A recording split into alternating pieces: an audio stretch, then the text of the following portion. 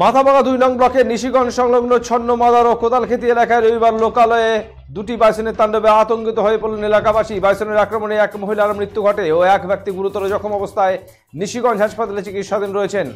বেশ কিছু চাষের জমিতেও তাণ্ডব চালায় বাইসন দুটি। এর ফলে আতঙ্কিত হয়ে পড়েন এলাকার মানুষ। খবর পেয়ে ঘটনাস্থলে আসে মাথাভাঙা ও কোচবিহার বন দপ্তরের আধিকারিক ও কর্মীরা।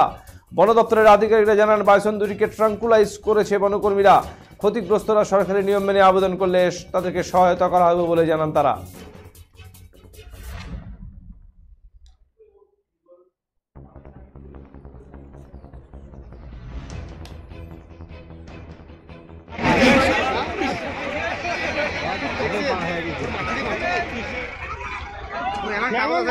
এই বাইসনের হানায় এদিন নিহত হন ৬৫ বছরের এক বৃদ্ধা। ঘটনাটি ঘটে কোচবিহার নিশিগঞ্জের খোখোবাড়ি বলখালার মাঠ সংলগ্ন এলাকায়। এই নিহত বৃদ্ধার নাম রমণী সরকার।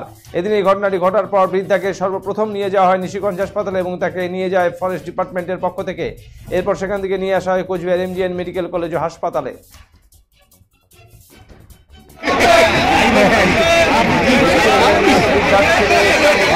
তিনি ফুচকা বিক্রি করেন। প্রতিদিনের মতো তিনি বাড়ি থেকে বের হয়ে ফুচকা বিক্রি করতে হঠাৎ তার বন্ধুকে এসে জানায় বিষয়টি। তারপর তিনি বাড়িতে এসে দেখেন তার মায়ের এই অবস্থা।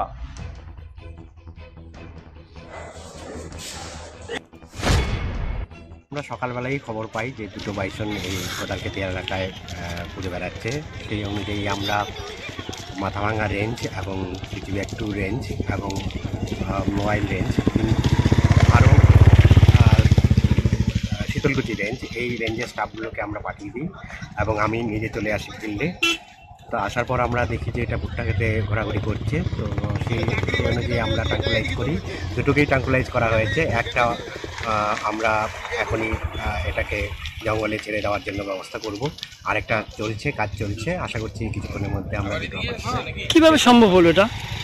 এটা মনে হচ্ছে এটা পাতলাখাওয়ার জঙ্গল থেকে এসছে। সকাল 5:30টার দিকে আমি খবর পাইলাম যে আমাদের কোদালখেতি গ্রামে দুটো বাইসন ঢুকেছে, নিশিগঞ্জ 2 নং গ্রাম পঞ্চায়েতের কোদালখেতি গ্রামে। তো সাথে সাথে আমিও আসলাম, দেখলাম যে বাইসন দুটা ওই ভুট্টা ক্ষেতের মধ্যে আছে। তো বন দপ্তরের লোকও এখানে আসছেন, ওনারা বাইসন দুটোকে ধরার চেষ্টা করছে। তো এভাবেই প্রতি বছরেই বাইসন, হাতি, বাঘ এরকম প্রতি বছরেই আসছে। যখন ভুট্টা ক্ষেতগুলো হয় বন থেকে ছুটে আসে, তারা গ্রামের মধ্যে ঢোকে। তো এভাবে গ্রামের মানুষজনের ক্ষতি করারও চেষ্টা করে। আমি গ্রামের মানুষজনের একটাই অনুরোধ করব যে যখন যে কোনো প্রাণী, বন্য প্রাণী যে কোনো গ্রামেই ছুটে যাক না কেন, তাদেরকে উত্ত্যক্ত করার থেকে বিরত থাকতে হবে। কারো কোনো ক্ষতি হয়নি তো? না, এখানে কারো কোনো ক্ষতি হয়নি। আমি তো বাড়ি ছিলাম না, আমি তো ব্যবসায় চলে গেছিলাম।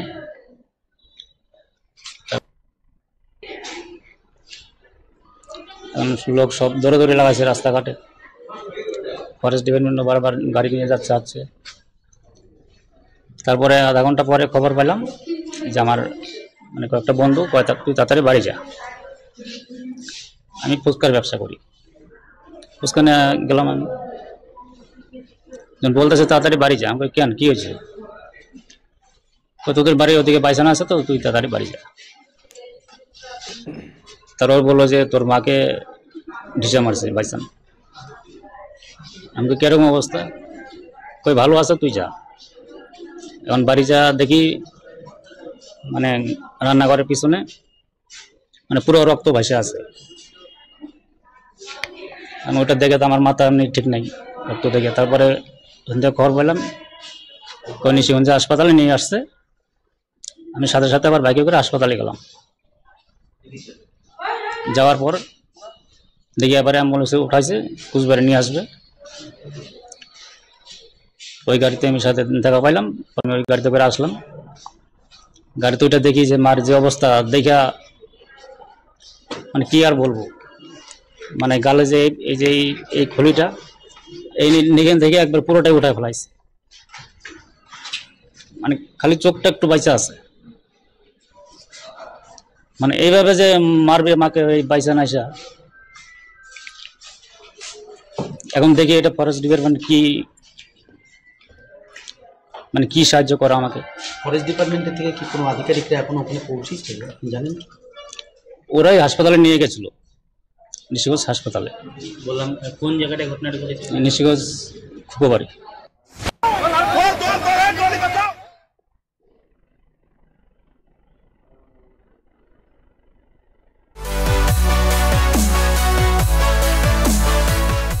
আমাদের শক্তি আপনাদের নির্ভরযোগ্যতায়, আমাদের ওই সততা আপনাদের বিশ্বস্ততায়, আমাদের প্রত্যেকটি গ্রহরত্ন পরীক্ষিত এবং কার্যকারী।